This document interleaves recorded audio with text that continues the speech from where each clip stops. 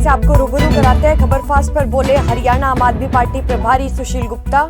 हमें हरियाणा में 20,000 कार्यकर्ताओं का संगठन बनाना है। सुशील गुप्ता की तरफ से ये बात कही गई है। अभी 15 दिन बाद सर्किल प्रभारी लगाए जाएंगे और हरियाणा में सबसे बड़ा संगठन आम आदमी पार्टी का होगा। ये बात सुशील गुप्ता की तरफ से कही गई है। यूसीसी पर हमने सैद्धांतिक तौर पर समर्थन दिया है और खबर फास्ट पर हरियाणा आम आदमी पार्टी प्रभारी सुशील गुप्ता ने बयान दिया है। हमें हरियाणा में 20,000 कार्यकर्ताओं का संगठन बनाना है। आदमी पार्टी के प्रदेश अध्यक्ष और राज्यसभा सांसद सुशील गुप्ता हमारे साथ बात करने के लिए मौजूद हैं। सर, कल देर शाम एक अहम घोषणा हुई, संगठन के बहुत सारे नाम सामने आए। आप लगातार दावा भी कर रहे थे कि जल्द ही आम आदमी पार्टी सबसे बड़ा संगठन के रूप में सामने आएगी। क्या अभी नई नियुक्तियां या नए नाम की घोषणा होनी बाकी है? लगातार आम आदमी पार्टी ये घोषणा करती जा रही है। कल भी हमने ब्लॉक स्तर की घोषणा की थी, कुछ घोषणाएं आज भी होने की उम्मीद है और आने वाले सप्ताह के अंदर हम सर्कल लेवल की घोषणा करेंगे। हर 5 गांव के ऊपर एक सर्कल बनेगा और उसके 15 दिन के बाद हम विलेज कमेटी का निर्माण करेंगे। हर गाँव के अंदर 11 व्यक्तियों की कमेटी।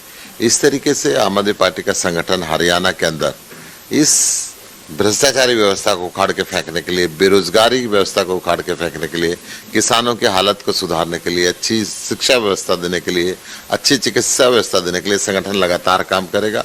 हरियाणा के लोगों को काम की राजनीति के लिए जागरूक करेगा।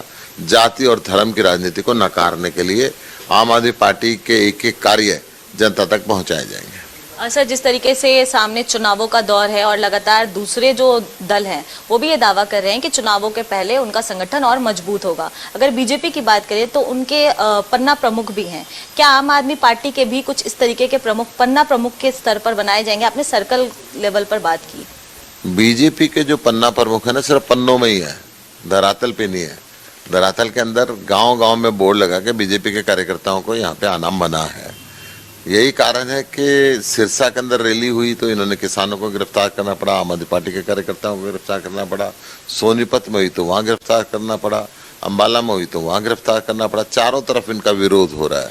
आज हरियाणा की जनता बेरोजगारी से परेशान है। हरियाणा बेरोजगारी में नंबर 1 बन चुका है, भ्रष्टाचार के अंदर नंबर 1 बन चुका है। भारत सरकार के डाटाज हैं कि हरियाणा के अंदर महंगाई सबसे ज्यादा है। हरियाणा के सांसद और केंद्र में मंत्री मंच से बोलने लगे हैं कि हरियाणा सरकार के अंदर बिना पैसे के कोई काम नहीं होता। राव इंद्रजीत का ये बयान था विपल देव के सामने कि हरियाणा के अंदर बिना पैसे के कोई भी काम नहीं होता। और उन्होंने ये भी कहा कि साहब, ये जो पैसे लेके तोड़फोड़ करते हो, कम से कम इलेक्शन के समय रोक दो ताकि उनकी जमानत जब्त होने से बच जाए। परंतु एक सांसद और एक केंद्र का मंत्री जब पब्लिकली एक्सेप्ट करता है कि हाँ, अब उनके यहाँ भ्रष्टाचार बहुत हो गया, प्रॉपर्टी आईडी के अंदर हो गया है, परिवार पहचान पत्र के अंदर हो गया है, गरीबों का नाम जो ईडब्ल्यूएस कैटेगरी से कटने के अंदर हो गया है, तो ये विपक्ष तो पहले कह ही रहा था। अब भारतीय जनता पार्टी भी इस बात को स्वीकार करने लगी है।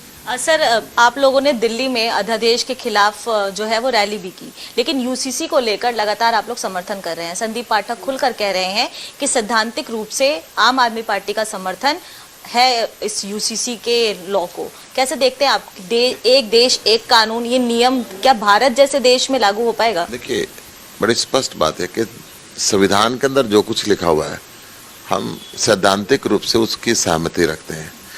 भारत के संविधान की धारा 44 के अंदर ये लिखा हुआ है कि ऐसा होना चाहिए।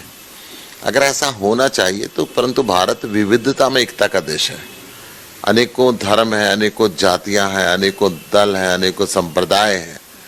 यूनिफॉर्म सिविल कोड लागू करने से पहले सबसे बात होनी चाहिए, हर स्टेक होल्डर से बात होनी चाहिए। ये नहीं कि कोई दुखी हो जाए उससे, कोई ज़्यादा परेशान हो जाए। जैसे मैं आपको बात करता हूँ, अलग अलग धर्म है। मैं सिख धर्म की बात करता हूँ तो आनंद मैरिज एक्ट है, सिख आनंद मैरिज एक्ट है। जैन धर्म का अलग ट्रेडिशन है, बौद्ध धर्म का अलग ट्रेडिशन है, ट्राइबल्स का अलग ट्रेडिशन है, बिश्नोइयों के अलग ट्रेडिशन है। तो हर धर्म और जाति के लोगों से इस पे पूरी सलाह होनी चाहिए।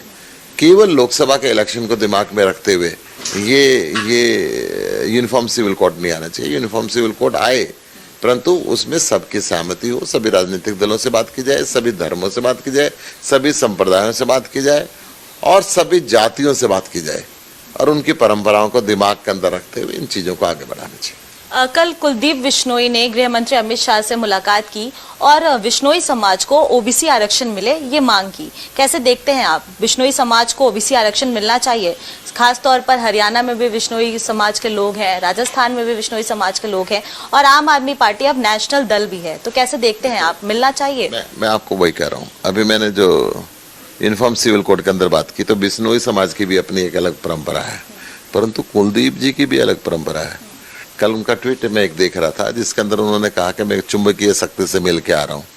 जब उन्होंने कांग्रेस ज्वाइन की थी तो चुंबकीय शक्ति से शायद नॉर्थ साउथ और मिल के वो चुंबकीय शक्तियों से दूर भाग गए थे। जब ईडी और सीबीआई का डर आया तो चुंबकीय शक्ति के फिर नजदीक आ गए।